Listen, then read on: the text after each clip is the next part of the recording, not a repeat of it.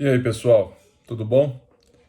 Nesses tempos de vírus e quarentena, eu fico só pensando nas pessoas em casa, nas famílias e como elas podem fazer um bom estudo bíblico. Talvez, você não saiba como fazer um bom estudo bíblico. Eu vim aqui rapidamente te dar umas dicas, obviamente a partir de livros, de como que é a sequência que eu faço os meus estudos de passagens bíblicas, até mesmo para as pregações. A primeira coisa e a mais importante delas é que você se atenha ao texto bíblico. No nosso caso, nós estamos lendo o livro de Atos, não é verdade? Então, lê-lo em sequência já é ótimo porque você está a par da história. Lembrando que muitas vezes a história não segue um padrão de data, né, e de um padrão linear, porque às vezes o próprio autor ele usa histórias em momentos diferentes porque é um gênero literário e assim que muitos escrevem. A primeira coisa importante em qualquer livro da Bíblia que você tem que saber é qual é o gênero literário, qual o tipo de escrita, se é ali, né, a, a, a profecia, a narrativa, a poesia. Tem tantas coisas dentro da Bíblia, dos livros bíblicos, que você precisa entender. Uma dica para que você entenda isso melhor é ler o livro Entendes o que Lês, do Gordon Fee. Entendes o que Lês, do Gordon Fee, para que você se aproxime do texto sabendo qual é o gênero literário de uma carta. Ou seja, ler uma carta é diferente de ler, né, Atos. Ler uma carta é diferente de ler João, porque são maneiras de escrita diferentes. Ler Isaías é diferente de ler Provérbios. Mas isso é importante para você que tem fome e sede.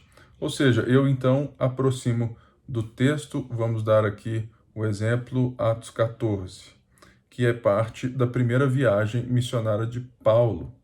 Mas eu lendo o Atos inteiro, eu já tenho um contexto do livro, eu já estou entendendo o que está acontecendo. Então é importante que você nunca se aproxime de um texto sem saber o contexto imediato. O contexto imediato seria o contexto dos textos anteriores e posteriores, às vezes nem todo o livro. O contexto abrangente seria também então entender o todo do livro, os propósitos do livro e tudo mais. E para isso, muitas pessoas usam Bíblia de estudo. Ok, é uma forma mais fácil. Mas se você tem condições, você pode usar os livros que vão nos dar algo um pouco mais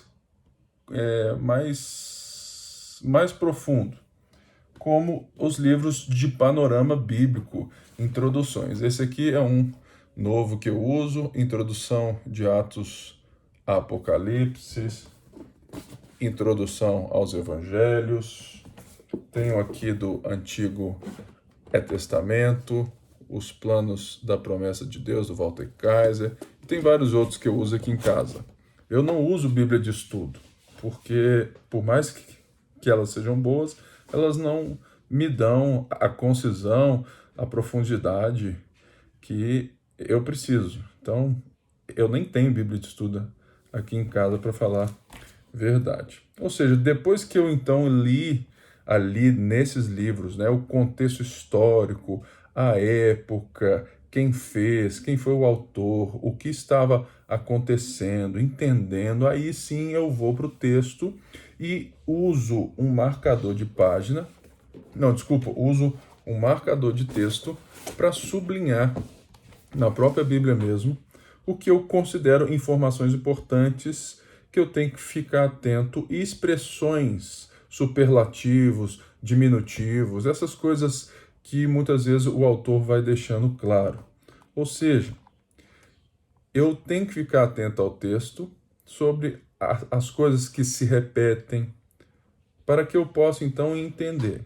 Algumas vezes nós vamos encontrar repetições de palavras, então eu posso sublinhá-las e depois buscar o significado dessa palavra no grego, no dicionário bíblico. Lembrando que buscar o que significa a palavra não é meramente ir no dicionário em português, porque ele tem um significado do mundo de hoje, dos termos de hoje, e muitas vezes, ou quase sempre, não é benéfico para nós, ok? Então, depois que eu li o texto, que eu entendi o texto, que eu sublinhei, eu vi aquilo que é mais importante, eu vou, então, a partir de tudo isso, esboçar o que eu entendi do texto, o que eu entendi a partir do texto, em uma folha assim, ó. Eu pego o texto, compro um papel 90 gramas, que é mais grosso, e coloco o texto, a passagem que eu estou estudando, sublinho o que eu achei mais importante, que eu quero dar mais ênfase também, e vou escrevendo o que eu achei. Depois disso, é que eu vou para os comentários bíblicos. Nós temos a tentação de ir primeiro neles. Por quê? Porque aí fica muito mais fácil, eu faço isso de vez em quando também, e eu quero aqui apresentar, né? Igual Atos mesmo. Eu estou lendo alguns, esse aqui é do John Stott, eu li um outro ali que está ali em cima, eu tenho alguns aqui que são maiores, quer ver?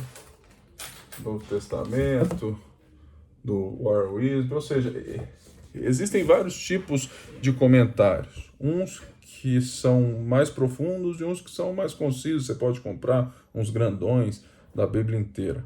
Mas é importante que você tenha algum para que você possa também ver o que autores bons, né? Então aí também você precisa comprar alguns bons para que você aprenda.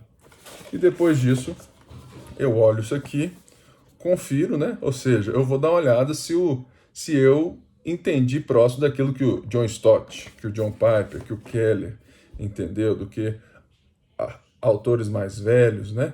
Pessoas assim. E aí eu vou, então, vou olhando e corrigindo também as minhas percepções, mas sempre focado no texto, sempre deixando que o texto fale por si só. E por último, a gente vai ter as aplicações. As aplicações não podem chegar antes do sentido do texto. É por isso que a pregação expositiva é importante nesse sentido, porque quando eu estou fazendo análise de um texto, eu não consigo achar no texto, por mais que eu possa forçar, um sentido que eu vim com ele. Eu vou pregar sobre a pandemia. Então deixa eu achar um texto na Bíblia aqui para falar disso. E eu vou tentando encaixar texto. Não, quando eu estou numa sequência, ou quando eu quero fazer uma série, por mais que essa série tenha um nome, tenha alguma coisa, por mais que o meu estudo, é importante que eu deixe a Bíblia falar por si só. A Bíblia interpreta a Bíblia nesse sentido de que o texto tem um sentido. O texto bíblico tem um significado. O autor tem um propósito para falar aquilo. Mas eu posso enxergá-los de maneiras, de ângulos, né, diferentes, aplicando a partir de ângulos, mas nunca ferindo o sentido principal do texto. Por isso, então, depois que eu entendi o sentido principal do texto, eu posso olhar ângulos, versículos em ângulos diferentes que não firam o propósito principal e ali fazer aplicações para o dia de hoje. É assim que eu faço basicamente os meus estudos bíblicos, e quando eu posso também, eu uso um software que eu tenho em casa que se chama Logos, mas aí já é uma outra questão. Deus te abençoe, aprenda, queira ser cada vez mais sólido nas Escrituras, porque nós somos povo de Deus, imagem e semelhança dele, formados à imagem, sendo transformados em semelhança ao seu Filho Jesus. Ame a Jesus, por isso leia as Escrituras. Qualquer dúvida, manda para nós. Deus abençoe.